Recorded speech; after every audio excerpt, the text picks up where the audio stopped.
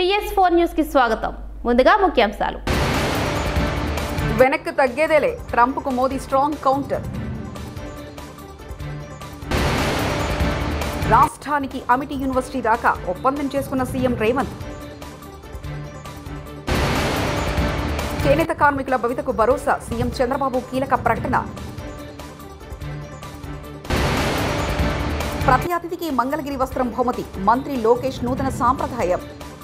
America అధ్యక్షుడు Donald Trump టారిఫ్ల పేరుతో ప్రపంచ దేశాలను భయపెడుతున్న సంగతి తెలిసిందే. తన మాట వినడం లేదన్న కోపంతో ఇండియాపై ఏకంగా 50% టారిఫ్ విధించారు. రష్యాతో చమురు ఒప్పందాలు క్యాన్సిల్ చేసుకోకపోతే పరిస్థితి మరింత దారుణంగా ఉంటుందని హెచ్చరిస్తున్నారు. అయినప్పటికీ భారత్ మాత్రం తగ్గడం లేదు. ఈ క్రమంలోనే డొనాల్డ్ ట్రంప్కు భారత ప్రధాని నరేంద్ర మోదీ టారిఫ్ల విషయంలో క్లారిటీ ఇచ్చారు. ట్రంప్ మతిపోయేలా సమాధానం ఇచ్చారు. आज भारत चावल, गेहूं, कपास, फल और सब्जी के उत्पादन में नंबर 2 पर है। आज भारत दुनिया का दूसरा सबसे बड़ा फिश प्रोड्यूसर भी है। पिछले साल भारत ने अब तक का सबसे ज्यादा फूड ग्रेन प्रोडक्शन किया है। ऑयल सीड्स में भी हम रिकॉर्ड बना रहे हैं। सोयाबीन, सरसों, मूंगफली सभी का उत्पादन रिकॉर्ड स्तर पर बढ़ा है। साथियों, हमारे लिए अपने किसानों का తెలంగాణ విద్యారంగ అభివృద్ధికి తమ వంతుగా సేవలు అందిస్తామని ముఖ్యమంత్రి రేవంత్ రెడ్డికి Amity University chancellor Atul Chauhan తెలిపారు. ఢిల్లీలోని సీఎం అధికారిక నివాసంలో ముఖ్యమంత్రి రేవంత్ రెడ్డిని Amity University chancellor Atul Chauhan కలిశారు. సభల్లో కేంద్ర ప్రభుత్వాన్ని, నరేంద్ర మోడీ గారిని మేము నిలదీస్తామని చెప్పి వారు మాకు అండగా నిలబడ్డారు. ఆ తర్వాత టాల్కటోరా స్టేడియంలో దేశం నలుమూలల నుంచి బలహీన వర్గాల ప్రతినిధులను, కాంగ్రెస్ వాదులందరినీ వేలాది మందిని పిలిపించి శ్రీ ఖర్గే గారు, శ్రీ రాహుల్ గాంధీ గారు ఒక అవగాహన సదస్సును నిర్వహించి దేశ స్థాయిలో 2026లో రాబోతున్న జనగణనలో కులగణన చేర్చడమే కాకుండా ఓబీసీ రిజర్వేషన్లను పెంచాల్సిన ఆవశ్యకతను రాహుల్ గాంధీ గారు, ఖర్గే గారు చేపట్టబోయే బాధ్యతలను సవివరంగా వాళ్ళు దేశ నలుమూలల నుంచి వచ్చిన శ్రేణులకు ఉద్దేశించి వారు ప్రసంగించడం జరిగింది. విస్పష్టంగా రాహుల్ గాంధీ గారు, మల్లికార్జున్ ఖర్గే గారు, శ్రీమతి సోనియా గాంధీ గారు పూర్తి స్థాయిలో ఓబీసీలకు అండగా నిలబడి 42% రిజర్వేషన్లను అమలు చేసే వరకు పోరాటం చేస్తామని ఆ సందర్భంగా వారు సందేశాన్ని ఇవ్వడం జరిగింది. ఆయన కేంద్ర ప్రభుత్వంలో కదలిక రాలేదు. అప్పుడు తెలంగాణ రాష్ట్ర ప్రభుత్వం, కాంగ్రెస్ పార్టీ నిర్ణయించుకున్నది, మేము గల్లీలో ఉండి మాట్లాడితే కుదరదు, ఢిల్లీలోనే మోడీ గారి మీద నిరసన కార్యక్రమాన్ని చేపట్టాలి అని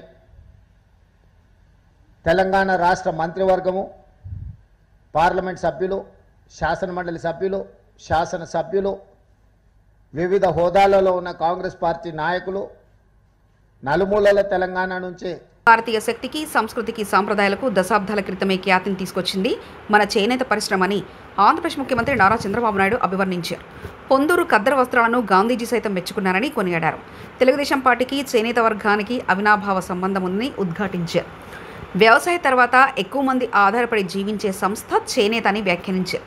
తాము అధికారంలో ఉన్నా లేకపోయినా చేనేత కార్మికుల కోసం ఎన్నో పోరాటాలు చేశామని నొక్కి చెప్పారు. 110 కోట్ల చేనేత రుణాలు మాఫీ చేశారని ప్రకటించారు సీఎం చంద్రబాబు. మీ జీవన ప్రమాణాలు పెంచడానికి ఏమేం చేయాలనో అన్ని చేస్తారని చెప్పి మీ అందరికి హామీ ఇస్తున్నా. థ్యాంక్ యూ అమ్మా. నమస్తే సార్, నా పేరు బోదాటి శ్రీనివాసరావు, మంగళగిరి రత్నాలచెరు నుంచి వచ్చాను సార్. మేము 33 సంవత్సరాల నుంచి పాత మొగ్గాల మీదే వర్క్ చేసుకుంటా ఉన్నాము. కొత్తగా మళ్ళీ ఏదన్నా డెవలప్మెంట్ పెరిగింది కాబట్టి మాకు ఏదన్నా కొత్తగా అవకాశం ఇస్తారని కోరుకుంటున్నాం సార్. అంటే ఏం చేస్తానంటావు? కొత్తగా మిషన్ ద్వారా అట్లా వస్తున్నాయి కదా, అట్లా ఏదన్నా. అంటే పవర్ లూమ్స్కి వెళదామనా? కాదు సార్, మామూలుగా దీంట్లోనే స్టాండ్ మొగ్గం మీద మిషన్లో అవన్నీ వస్తున్నాయి కదా సార్. ఓకే, దాని గురించి సార్. నువ్వు ఆధునీకరణ ఇప్పుడే నేను చూశాను, కొంతవరకు ఇక్కడ చేశారు. ఇంకా దీంట్లో ఏమేమి ఇంప్రూవ్ చేయగలుగుతాం అన్నీ ఆలోచించి అందరినీ కూడా వ్యవస్థలో తీసుకురావడానికి ప్రయత్నం చేస్తాం. మోడర్నైజేషన్లో చాలా వరకు ఒకప్పుడైతే చాలా ఇబ్బందులు పడ్డామని చిన్నప్పటి నుంచి చూశాను. మామూలు గుంతలో కూర్చునే వాళ్ళు. ఆ గుంతలో అయితే వర్షాలు వచ్చిన తర్వాత 3 నెలలు ఆ గుంతలో నీళ్లుంటాయి. ఆ నీళ్లుంటే దానివల్ల అవన్నీ తీసినా కూడా మళ్ళా అది ఎండాలంటే ఇంకొక 2-3 నెలలు పట్టేది. దానికి ఆ రోజు కూడా నేను ఆలోచించింది, అందరికి 25 కేజీల బియ్యం ఇస్తే మీకు ప్రత్యేకంగా 50 కేజీల బియ్యం ఇచ్చి మిమ్మల్ని ఆదుకున్న ప్రభుత్వం ఆ రోజులోనే తెలుగుదేశం ప్రభుత్వం. అంతేకాకుండా ఆ మగ్గాలు బాగా చెడిపోతాయి, దానికి కూడా డబ్బులు ఇచ్చాం. అక్కడి నుంచి మోడర్నైజేషన్ దిశగా తీసుకొచ్చాం. మీరు చెప్పినట్టన్నీ నాకు గుర్తున్నాయి. అందరికంటే ఎక్కువ ఆదరించింది చేనేత కార్మికులు తెలుగుదేశం పార్టీ అనేది నాకు ఎప్పుడూ గుర్తుంటుంది. ఆ గుర్తింపును గుర్తుపెట్టుకొని మీకు న్యాయం చేసే బాధ్యత తీసుకుంటాను. Thank you. ధన్యవాదాలు సార్. మంగళగిరిలో జాతీయ చేనేత దినోత్సవం జరుపుకోవడం అదృష్టంగా భావిస్తున్నామని ఆంధ్రప్రదేశ్ విద్యా, ఐటీ, ఎలక్ట్రానిక్స్ శాఖల మంత్రి నారా లోకేష్ వ్యాఖ్యానించారు. యువగలం పాదయాత్రలో చేనేతల సమస్యలు తెలుసుకుని వాటి పరిష్కారానికి హామీ ఇచ్చామని గుర్తు చేశారు. ఇవాళ గురువారం మంగళగిరిలో మంత్రి నారా లోకేష్ పర్యటించారు. ఈ సందర్భంగా పలు కార్యక్రమాల్లో పాల్గొన్నారు. అనంతరం మీడియాతో లోకేష్ మాట్లాడారు. ప్రతిపక్షంలో ఉండగానే చేనేతలను సొంత నిధులతో అన్ని విధాలా ఆదుకుంటూ వచ్చామని ఉద్ఘాటించారు మంత్రి నారా లోకేష్. నాలో కసి పెంచింది. ఎట్టి పరిస్థితుల్లో మరి 5 సంవత్సరాలు ఇక్కడనే పనిచేస్తాను, ప్రజలకి అందుబాటులో ఉంటానని నిర్ణయించుకున్నా. చంద్రబాబు నాయుడు గారి సహకారంతో 26 సంక్షేమ అభివృద్ధి కార్యక్రమాలు ప్రతిపక్షంలో ఉంటూ మంగళగిరి నియోజకవర్గంలో మేము చేస్తాం జరిగింది. మంగళగిరిలో పద్మశాలి సోదరులకి 2 కుల వృత్తులు ఉంటాయి. ఒకటి చేనేత, రెండోది స్వర్ణకార వృత్తి. ప్రతిపక్షంలో ఉన్నప్పుడు చేనేత సోదరుల్ని ప్రోత్సహించడానికి 873 రాట్నాలు ఆనాడు ఉచితంగా అందించాం. కరోనా టైంలో చేనేతలకు అండగా నిలబడడానికి వాళ్ళు కావాల్సిన మందులు కానీ ఆక్సిజన్ సిలిండర్లు ఆనాడు అందించాం. షెడ్లో పనిచేస్తున్న చేనేత సమస్యలు నేను నేరుగా తెలుసుకున్నా. మీ బాధలు, మీరు పడుతున్న ఇబ్బందులు, మీ ఆవేదన తెలుసుకున్న తర్వాతనే ప్రతిపక్షంలో ఉన్నప్పుడు 2022లో ఈ వీవర్సాల కూడా మేము ఏర్పాటు చేస్తాం జరిగింది. ఈరోజు డిజైన్లు కానివ్వండి, లేటెస్ట్ మగ్గాలు కానివ్వండి, తాత తెనేరాతో ఒప్పందం కుదుర్చుకుంటాం కానివ్వండి, మార్కెట్ లింకేజ్ కానివ్వండి, ఈ అన్నిటి ద్వారా ఈరోజు చేనేత సోదరులకి ఆదాయం 30% మేము పెంచాం. కానీ నేను ఆనందంగా లేను. నేను ఒక లక్ష్యం పెట్టుకున్నా. హోంమంత్రిగా పనిచేసిన సబితమ్మ మీద పోలీసులు ఎగురుతున్నారు. ఐఏఎస్, ఐపీఎస్ హోదాలో ఉన్న ప్రభుత్వ అధికారులు కాంగ్రెస్ నాయకుల్లా పచ్చి అబద్ధాలు మాట్లాడుతున్నారు. మరో 3 ఏళ్లలో మేము అధికారంలోకి వస్తాం, అప్పుడు అతి చేసే అబద్ధాలాడే ఒక్కొక్కరికి హిసాబ్ కితాబ్ సెటిల్ చేసే బాధ్యత నాది అంటూ కేటీఆర్ వ్యాఖ్యానించారు. మనకి ఈయడు యాది పెట్టుకోండి, కాంగ్రెస్ వాళ్ళు ఆల్రెడీ డిసైడ్ అయ్యిండ్రు, క్యాబినెట్లో చర్చ అయ్యింది, మనం ఎట్లన్నా చెప్పి దీన్ని ఎత్తేయాలి, ఇది ఉంచితే మనం ఉండము. ఎందుకంటే ఎన్నిసార్లు పైసలు ఇచ్చినా కేసీఆర్కే పేరెత్తాంది, మనకు పేరు వస్తలేదు. రైతు బంధు అనగానే కేసీఆర్ యాదికి వస్తుండు, మనం యాదికి వస్తలేము, కాబట్టి ఇది పెట్టి లాభం లేదు, తీసేయాలని వాళ్ళు ఆల్రెడీ డిసైడ్ అయ్యిండ్రు. హోంమంత్రిగా పనిచేసిన అక్క మీదకి ఇంతంత పోలీసు వాళ్ళు ఎగిరిపోయి రెచ్చిపోయి మాట్లాడుతూ ఉన్నాడు. నేను ఇవాళ పరిగి మాత్రమే కాదు, రాష్ట్ర వ్యాప్తంగా ఉండే కలెక్టర్లు, ఐఏఎస్, ఐపీఎస్ అధికారులకు నేను ఒక్కటే గుర్తు చేస్తున్నా, గుర్తు పెట్టుకోమని చెప్తా ఉన్నా. ఇలా మీరు పచ్చి అబద్ధాలు ఆడుతూ ఉన్నారు ఐఏఎస్ అధికారులు కూడా. మొన్న ఇక్కడ చూసిన నేను ఖైరతాబాద్లో ఒక ఐఏఎస్ అధికారి, ఒక ఐపీఎస్ అధికారి ఇద్దరు చిలక పలుకులు పలుకుతున్నారు. ఏమని? 10 ఏళ్లలో ఒక్క రేషన్ కార్డు ఇవ్వలే. కాంగ్రెస్ వాళ్ళు మాట్లాడినట్టు మాట్లాడుతున్నారు.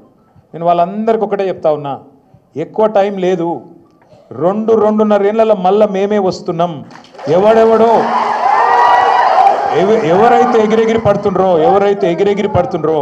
ఎవరైతే అతి చేస్తుండ్రో, ఎవరైతే రేవంత్ రెడ్డి కంటే ఎక్స్ట్రాలు చేస్తున్నారో వాళ్ళందరికీ నేను ఒకటే మాట చెప్తున్నా. నేను ఇదివరకు కూడా చెప్పినా, మళ్ళీ కూడా చెప్తున్నా, బరాబర్ ప్రతి పేరు రాసి పెట్టుకుంటాం, ప్రతి ఒక్కరి మాటలు యాది పెట్టుకుంటాం. ఇదివరకు లెక్క మాత్రం ఈసారి ఉండదు, అన్ని లెక్కలు హిసాబ్ కితాబ్ సెటిల్ చేసే బాధ్యత నాది.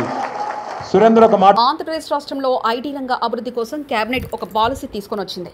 ఫ్యాక్షన్ 500 ఫోర్స్ జాబితాలో ఉన్న సంస్థలను ఆహ్వానిస్తున్నారు. వారికి కేటాయించిన ఎకరం భూమికి 500 ఉద్యోగాల వారు ఇవ్వాల్సి ఉంది. కనీసం 3000 మందికి ఉద్యోగాలే అప్పుడే వారికి భూమి కేటాయిస్తాం. ఉద్దేశం ఏంటంటే రాష్ట్ర విభజనలో మనం హైదరాబాద్ ను కోల్పోయి చాలా నష్టపోయిన విషయం మనందరికి తెలిసిందే. ఐటీ సెక్టర్ లో హైదరాబాద్ బాగా డెవలప్ అయింది. మరి అంతేకాకుండా ఒక రెవెన్యూ జనరేటింగ్ సెంటర్ ని తెలంగాణ మొత్తానికి కనుక మనం తీసుకున్నట్లయితే Hyderabad revenue generating centre. So అటువంటి రెవెన్యూ జనరేటింగ్ సిటీని వదులుకొని మన రాష్ట్రం వచ్చిన తర్వాత మరి ఇక్కడ ఐటీని, సాఫ్ట్వేర్ అన్ని రంగాలను కూడా అభివృద్ధి చేసుకోవాల్సిన అవసరం ఉందని చెప్పేసి కూడా ప్రభుత్వం భావిస్తా ఉంది. అంతేకాకుండా హైదరాబాద్ లో దాదాపు 1,00,00,000 కోట్ల రూపాయలు ఐటీ సర్వీసెస్ ఎక్స్పోర్ట్స్ బిజినెస్ జరుగుతూ ఉంటే, బెంగళూరు అదే విధంగా 3-4 లక్షల కోట్ల వ్యాపారం జరుగుతూ ఉంటే మన రాష్ట్రంలో అది 5-10 కోట్లు కూడా చేరుకోపోవటం ఆలోచించాల్సిన విషయం అని చెప్పేసి నేను మనం చేస్తా ఉన్నా. నేను ఈ రాష్ట్రంలో ఐటీని అభివృద్ధి చేయాలంటే పెద్ద పెద్ద సంస్థలు ఏదైతే ఉన్నాయో వాటిని రాష్ట్రంలో ఎకో సిస్టమ్ ని డెవలప్ చేసి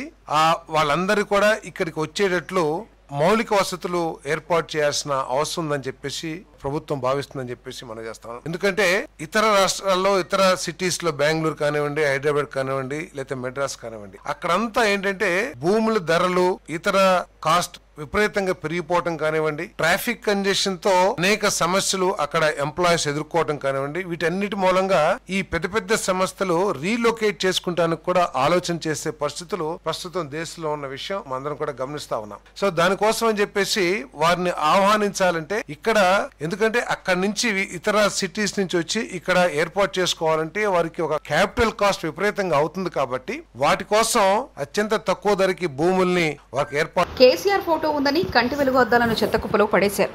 వికారాబాద్ జిల్లా కొత్తగడి దగ్గర చెత్తలో కంటి వెలుగు అద్దాలు. బీఆర్ఎస్ ప్రభుత్వ హయాంలో పేద ప్రజలకు కంటి వెలుగు ద్వారా ఉచితంగా సరఫరా చేసిన అద్దాల మీద కేవలం కేసీఆర్ ఫోటో ఉందని, దీంతో గత ప్రభుత్వ ఆనవాలు కనబడొద్దని రేవంత్ రెడ్డి చెప్పడంతో వాటిని చెత్తకుప్పలో పడేశారు అధికారులు.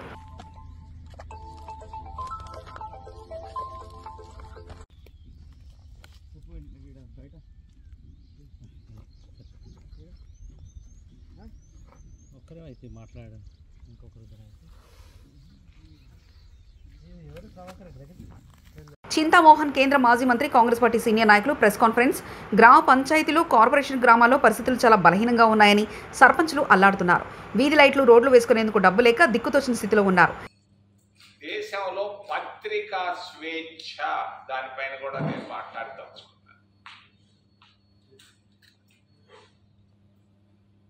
గ్రామాల్లో పరిస్థితులు చాలా బలహీనంగా ఉన్నాయి.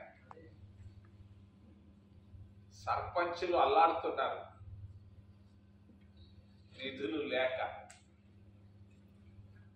బల్బు మార్చుకోవాలన్నా కూడా నిధులు లేవు, రోడ్డు వేసేదానికి అసలు లేవు.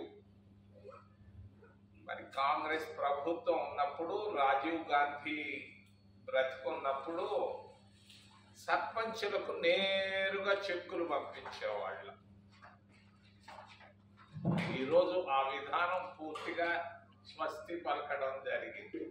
గ్రామాల్లో నిధులు లేక గ్రామాల్లో సర్పంచులు దిక్కులేని పరిస్థితుల్లో ఉన్నారు. ఏలూరు జిల్లాలో కూడా పరిస్థితి. మీ కార్పొరేషను మరి అధ్వానంగా ఉంది. వెనక్కి తగ్గేదేలే, ట్రంప్కు మోదీ స్ట్రాంగ్ కౌంటర్. రాష్ట్రానికి అమిటి యూనివర్సిటీ రాక ఒప్పందం చేసుకున్న సీఎం రేవంత్. చేనేత కార్మికుల భవితకు భరోసా, సీఎం చంద్రబాబు కీలక ప్రకటన. ప్రతి అతిథికి మంగళగిరి వస్త్రం బహుమతి, మంత్రి లోకేష్ నూతన సాంప్రదాయం. TS4 న్యూస్ ఇంతటితో సమాప్తం. చూస్తున్నారండి TS4 తెలుగు.